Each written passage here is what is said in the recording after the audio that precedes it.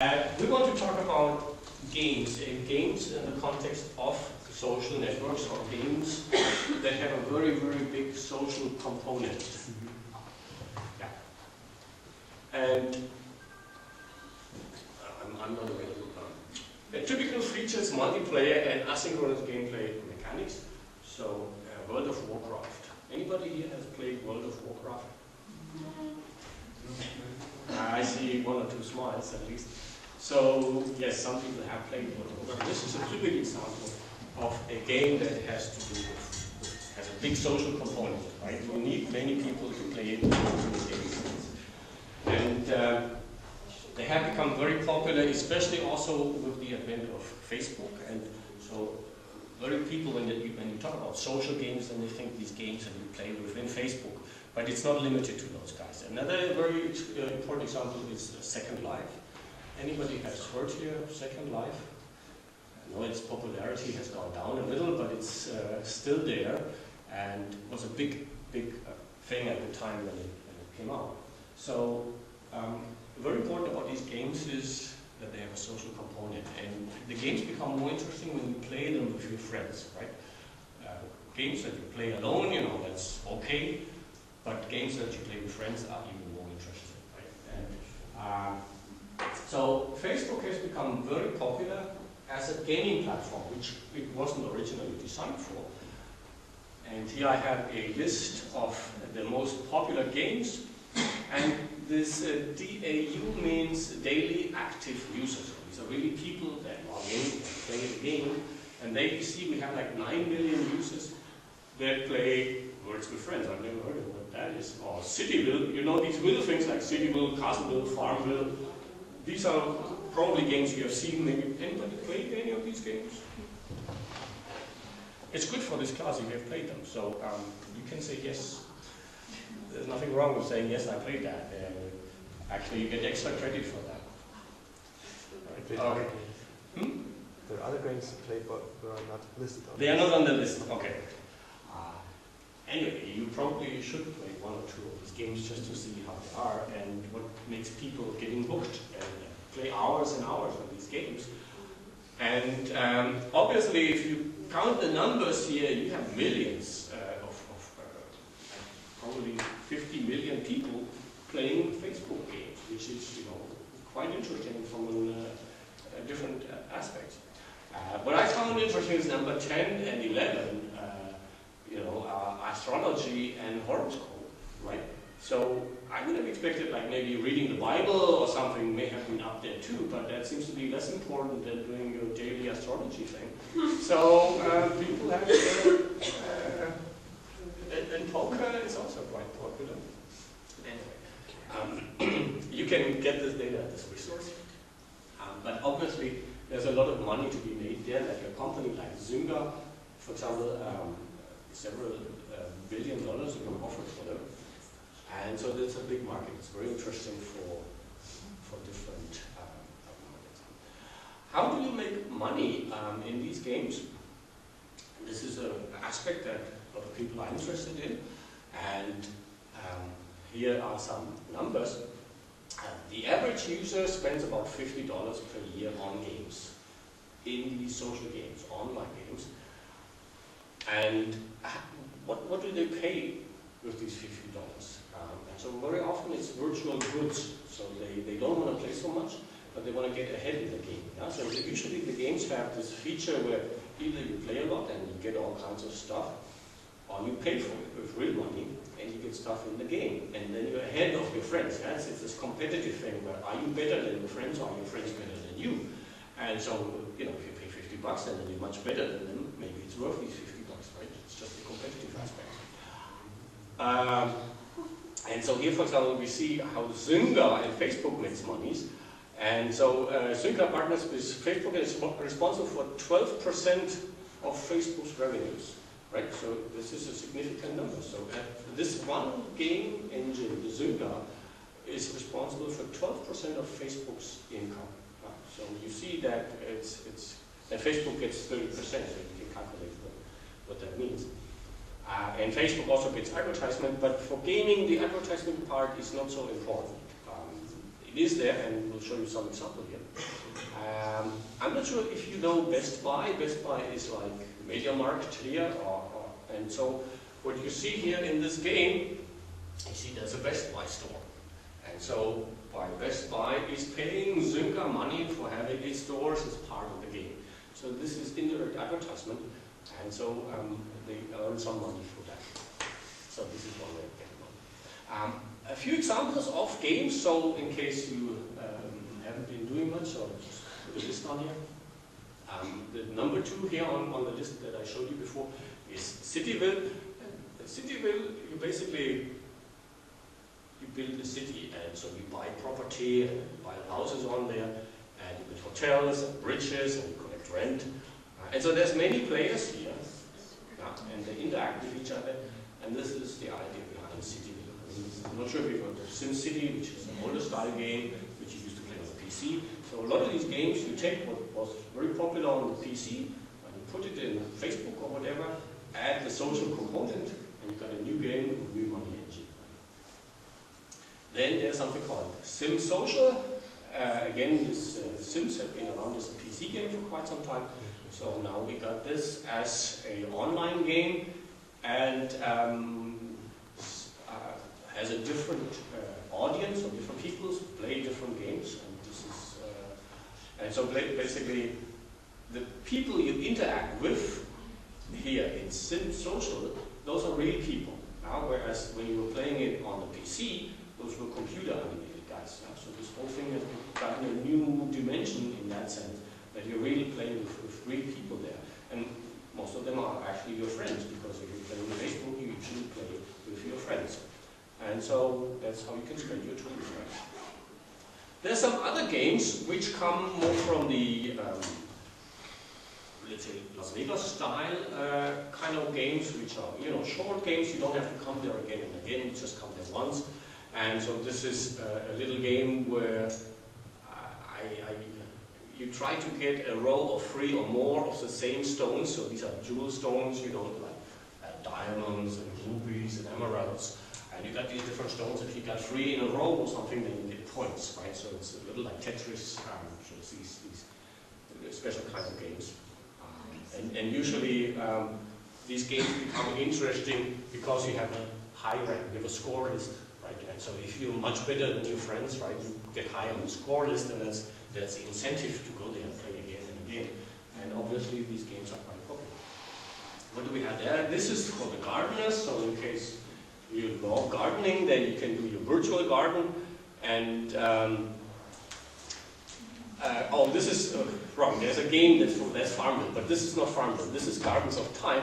So basically, here you have a time machine, and you travel through time, and you have to locate hidden objects and find them, and then you get the objects, and it gives you additional strength or power or whatever. And the more objects you collect, the better you become. All these games are not these action games, they're slower kind of games. They are round-based games, so something's happening in this round, and 2 hours later the next round starts, and so on. So that's the kind of games we have there. As I had mentioned already, a very popular game is Second Life. It was very popular around 2008 especially, and the idea was this avatar, that you have an avatar in the virtual world, and you can make it look whatever you want to. It has beautiful 3D animation. Unfortunately, the picture doesn't come out quite nicely on the Beamer, which is probably okay because then I don't get sued.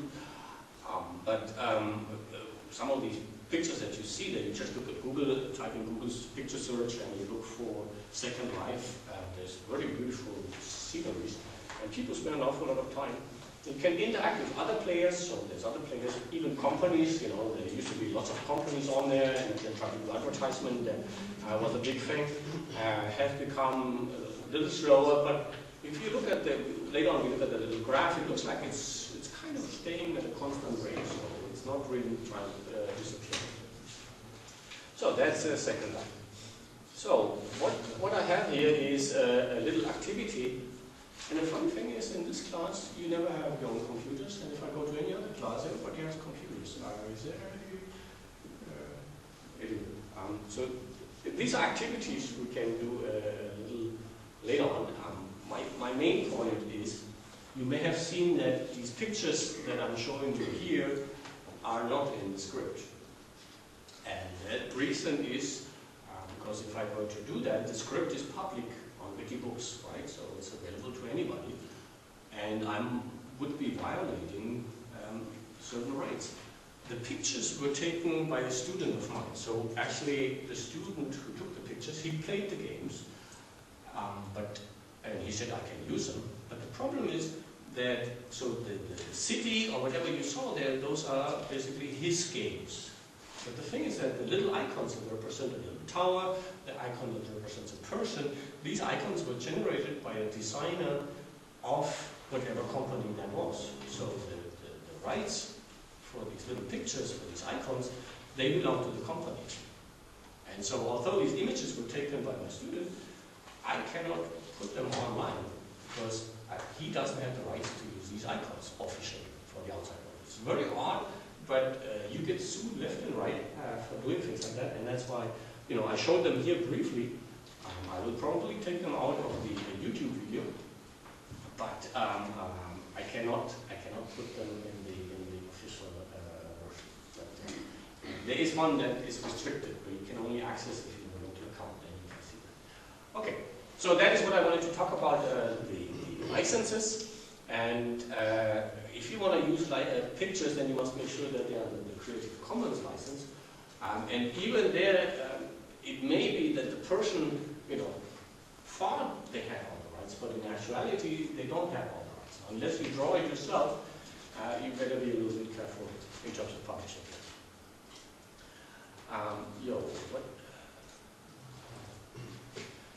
In case you do want to go to Second Life, this is the little starter on what you do. Anybody has been on Second Life?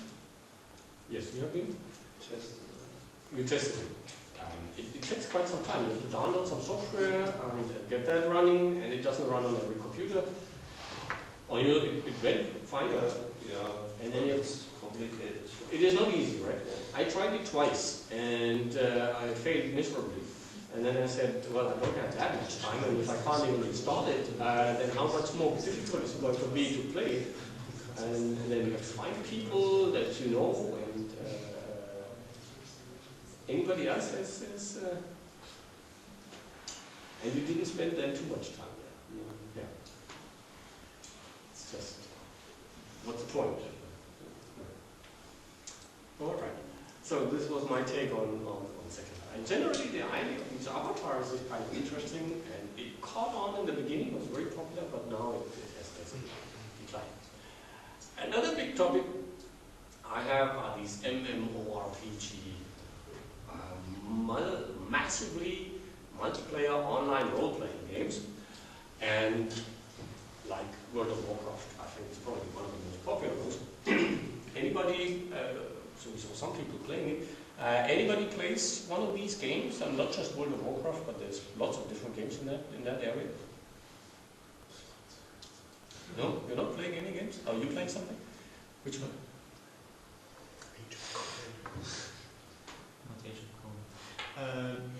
I've tried most of the popular ones? Popular ones, yes. And which one do you like? Which one would you recommend? Now you can speak for yourself. Yeah. Which one do you like? I don't like any of them. Oh, you don't like any? I'm a single player. Oh, you like the single player. Okay. I wouldn't favorize one because they are all different. The free ones are mostly clones of World of Warcraft, but you can be fine with that. Yeah. And games that alternative games. This, as I said, there's not one that I would prefer Okay. or recommend. But they're in the area like World of Warcraft, similar genre, similar idea of the gameplay. Any other gameplay that is kind of different from? Yes. The only thing I got up to was games that involve lobbies where you can meet other players and play with them certain games, but they're not role-play games of any kind. It's racing games, fighting games. Alright, so basically you meet up with them and then you do the racing game or the fighting game. But they would be like half social games. Yeah. The social aspect is in the beginning where you briefly meet and then you go ahead and... But it's an online game. So you could say poker is like that, where you say, okay, I need 5 guys or 4 guys to start a round of poker, and once we're set, then we just play poker.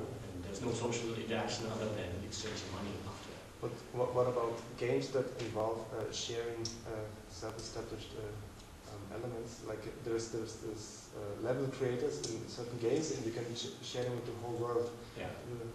All to see them. In that sense, you're a creator, you're creating content, you're creating a level, but you're not really playing.